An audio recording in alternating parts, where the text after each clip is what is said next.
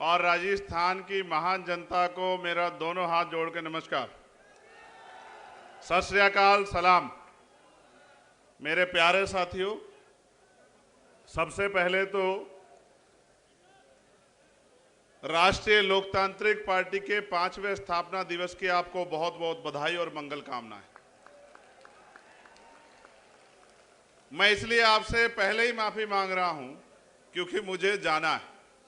आप जानते हैं मैंने कभी मुसीबत में आपका साथ नहीं छोड़ा, लेकिन आज एक समस्या ये है कि जैसे आप प्यार करने वाले लोग यहाँ हो, ऐसे ही उत्तर प्रदेश में जो प्यार करने वाले लोग हैं उन्होंने भी सभा बुला रखी।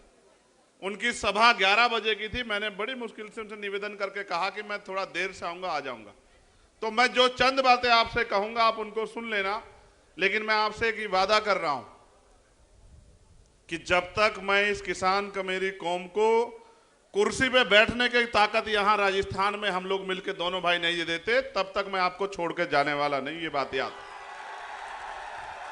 इस मंच पर उपस्थित भीम आर्मी, आजाद समाज पार्टी, राष्ट्रीय लोकतांत्रिक पार्टी के सभी सम्मान्य नेतागण, हमारी पार्टी के प्रभारी अध्यक्ष और एक एक हमारे कार्यकर्ता प्रत्याशी, और आज इस सभा के दूल्हे के रूप में जो यहां मौजूद हैं, वो जो राजस्थान की जान शान है, जिसको दूर से मैंने लड़ते देखा आपके हक अधिकारों के लिए, और लड़ने का हौसला तो मंच पे भी दिखा देते हैं कभी कभी। मैंने तो ये जिम्मेदारी ली है कि मैं इनको रोकता रहूंगा। अगर ये अब कभी भी लड़ेंगे तो ये आपके हकों के लिए लड़ेंगे, आपके अधिकारों के लिए लड़ेंगे, आपके मान सम्मान के लिए लड़ेंगे। ये फैसला करके हम इकट्ठे हुए हैं। भाई हनुमान जी बेनीवाल, आपका धन्यवाद। आपने इस रैली में हमें आमंत्रित किया। बहुत कम समय में आपने बहुत बड़ी ताकत यहां दिखाई। सम्मानित साथियों, समय समय पे भारत की धरती पे जन्मे सभी संतों, गुरुओं, महापुरुषों को नमन करता हूं, और जिनको मैं नेता मानता हूं, जिनमें राष्ट्रपिता ज्योतिबा फूले, साहू जी महाराज, डॉक्टर बाबा साहब अंबेडकर, सर छोटू राम, चौधरी चरण सिंह, महामना रामस्वरूप वर्मा, मान्यवर दीना भाना वाल्मीकि, ऐसे बहुत सारे महापुरुष जिन्होंने अपना पूरा जीवन हम कमजोर कमेरों को, किसानों को आगे बढ़ाने के लिए लगाया। उनके उस रास्ते को आगे बढ़ाते हुए मैं और ये जब बैठे, चर्चा तो बहुत दिन से चल रही थी। 2 घंटे में हमने अगर कोई बात की थी तो वो राजनीतिक नहीं थी। पूरे 2 घंटे में एक ही बात हुई कि राजस्थान के युवा, राजस्थान के किसान, यहाँ की बहनें, माएँ, बच्चियां, यहाँ के बच्चे, यहाँ के बुजुर्ग, इनका भविष्य राजस्थान में कैसे संवरे, इनके भविष्य में 4 चांद कैसे लगे। जो उम्मीदें लोकतंत्र में बनाई गई थी वो राजनीतिक लोकतंत्र, सामाजिक लोकतंत्र में कैसे स्थापित हों। मेरे आज भी याद है, देश गुलाम था और डॉक्टर बाबा साहब अम्बेडकर और सर छोटू राम इस बात के लिए लड़ रहे थे कि जिनको हाशिए पर रखा गया व्यवस्था में, उनको कैसे तरक्की दी जाए। देश राजे रजवाड़ों के हाथ में था और देश में राजतंत्र था। राजा महाराजा जैसे चाहते थे वैसे देश की जनता प्रजा शासित होती थी। ना हक थे ना अधिकार। जो राजा ने कह दिया, राजा ने कहा दिन तो प्रजा ने कहा दिन, राजा ने कहा रात तो प्रजा ने मान लिया रात, और ये बहुत लंबे समय तक चलता रहा। फिर एक ऐसा समय आया कि देश में लोकतंत्र आया। देश में जब लोकतंत्र आया तो समस्या ये थी कि एक तरफ आर्थिक रूप से गैर बराबरी थी, एक तरफ बड़े बड़े महल और एक तरफ गरीबों की झोपड़ियां, दूसरी तरफ सामाजिक आधार पर गैर बराबरी थी, छुआछूत थी, ऊंच नीच थी। मैंने चौधरी कुंभाराम आर्य के आंदोलन को पढ़ा कि किस तरह से उन्होंने लोगों को जगाने के लिए कितना काम किया और किस तरह से आपका नेतृत्व किया समाज को अपने पैरों पर खड़ा करने के लिए। असल लड़ाई ये थी कि लोकतंत्र तो आया था, लेकिन पैसे वाले लोगों ने तय किया कि वोट इनके पास चला गया है। वोट को रोकने के लिए भी षड्यंत्र हुए। कोई कहता वोट उसको मिलेगा जो पैसा वाला है, कोई कहता उसको वोट का अधिकार मिले जिसके पास जमीन जायदाद है, कोई कहता उसको मिले जिसके पास व्यापार है। हमारे नेता लड़ रहे थे कि लोकतंत्र लोकतंत्र तब होगा जब अंतिम व्यक्ति को भी सरकार चुनने का अधिकार मिलेगा। ये राजतंत्र नहीं है कि राजा चंद लोग चुन के तय कर दें। ये लोकतंत्र है, जनता जिसे चाहेगी, चाहे वो किसान का बेटा हो, चाहे वो मेहनत कश कौम का बेटा हो, चाहे वो गरीब का बेटा हो, उसको आगे बढ़ाना चाहे तो बढ़ा सकती है। तमाम साजिशों के बाद जब बाबा साहब अम्बेडकर ने अपने 4-4 बच्चों की कुर्बानी के साथ आपको वोट का अधिकार दिया, तो लोगों ने कहा, जो विरोधी लोग थे, कि वोट इनके पास है, नोट हमारे पास है, इनकी वोट को नोट से खरीद लेंगे, लोकतंत्र आने नहीं देंगे।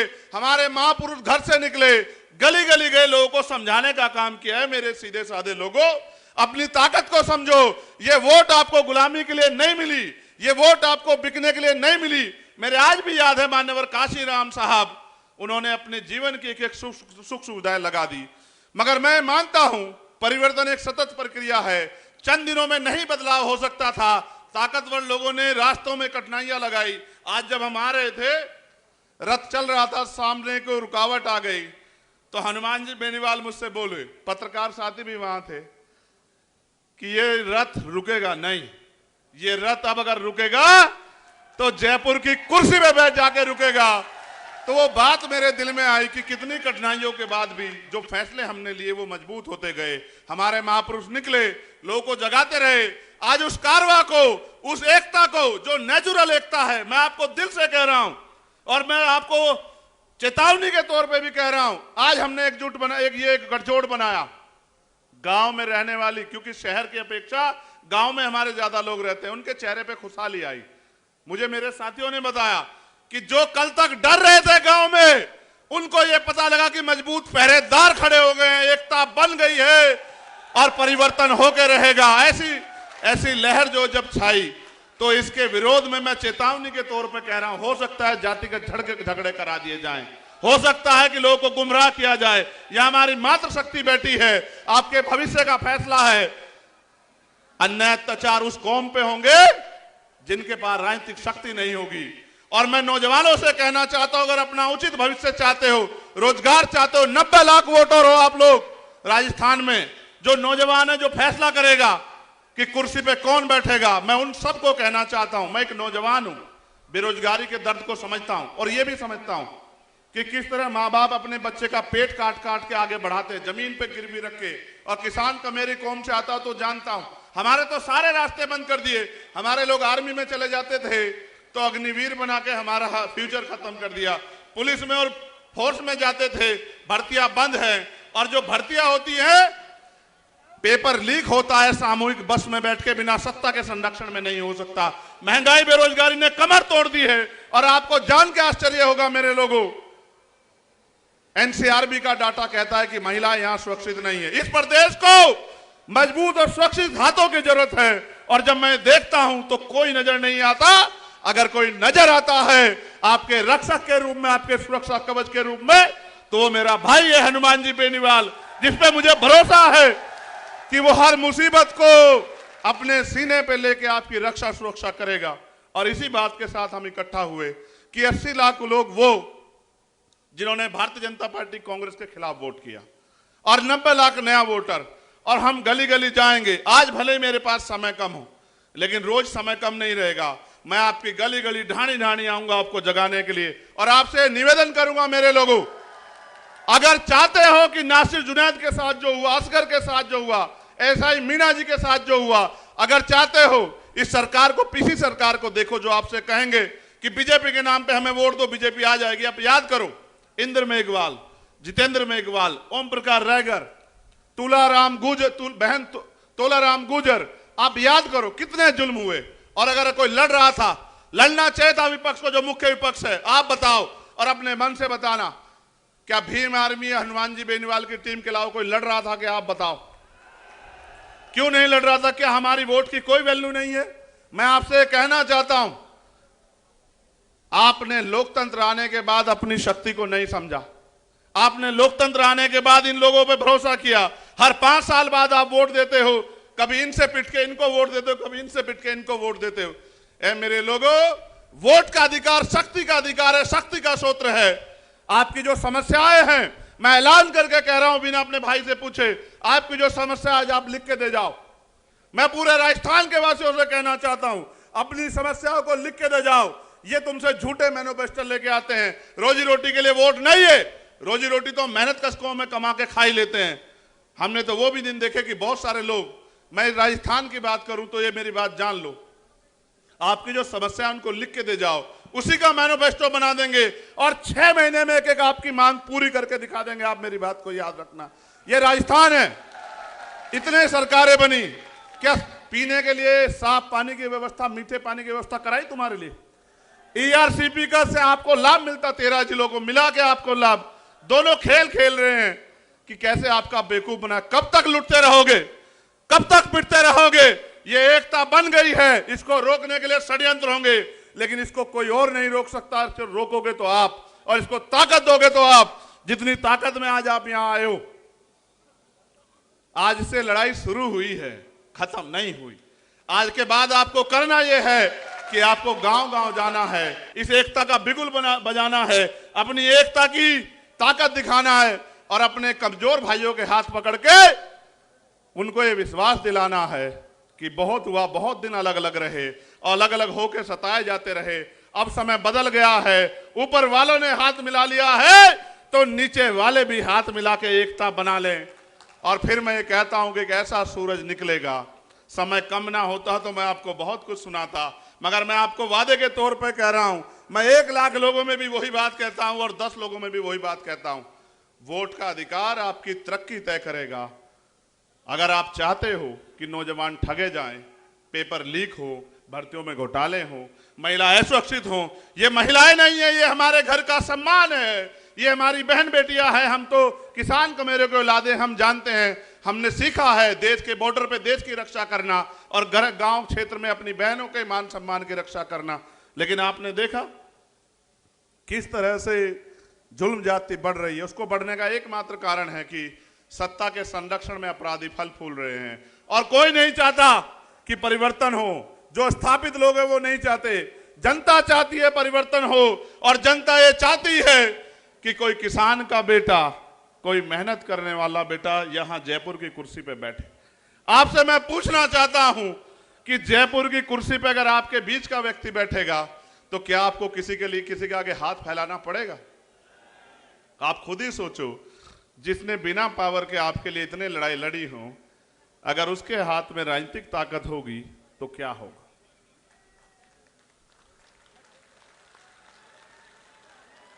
वो आपको बहकाने का प्रयास करेंगे, आपको बांटने का प्रयास करेंगे, आपको लालच देने का प्रयास करेंगे। आपने देखा नहीं, जब से मोर्चे की सुगबुगाहट हुई, कहीं की तो लिस्टें बदल गई हैं, कहीं की लिस्टों पे रिव्यू चल रहा है, कहीं घोषणाएं गारंटी दी जा रही है। मैं ये पूछना चाहता हूं, जिनकी सरकारें थी उनको गारंटी क्या जरूरत है? कर देते ना।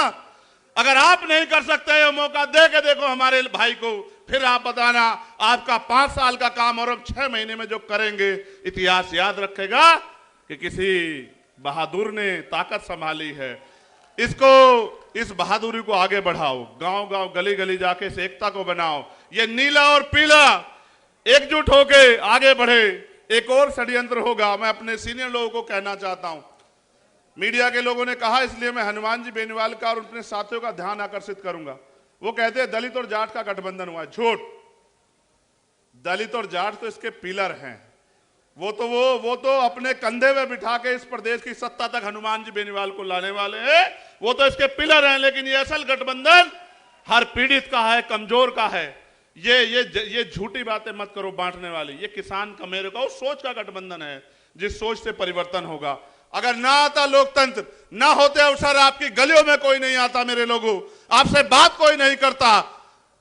ये वोट का अधिकार है जो आपके पास लोगों को खींच के लाता। इस बार दूरी कर दो उनसे जो आपके अधिकारों से दूरी जाते हैं। लोकतंत्र खतरे में है, लेकिन बचाएगा कौन?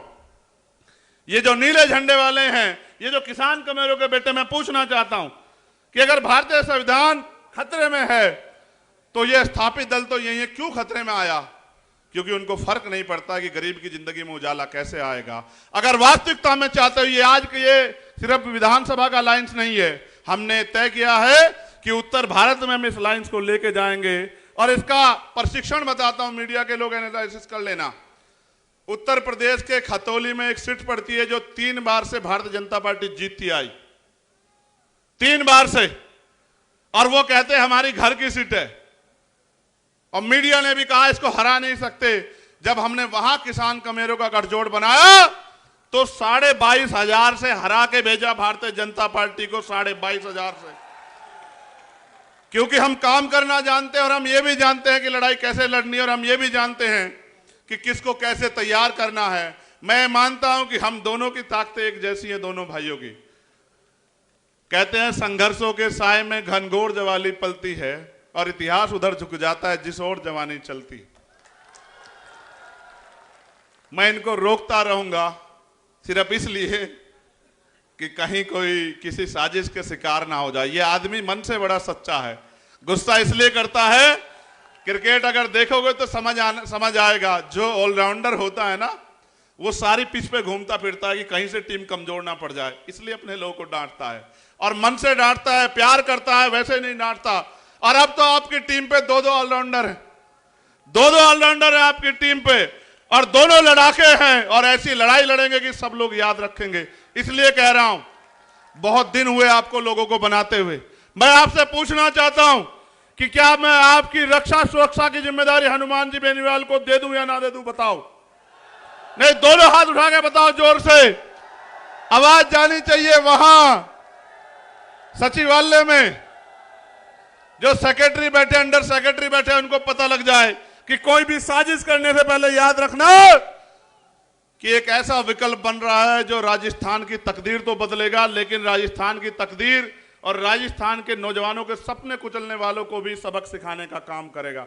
इसलिए मैं आपसे कहना चाहता हूं, मैं आपकी हर रैली में आऊंगा, खूब मेहनत करेंगे और जो भी पीड़ित है, शोषित है, उसकी लड़ाई लड़ेंगे।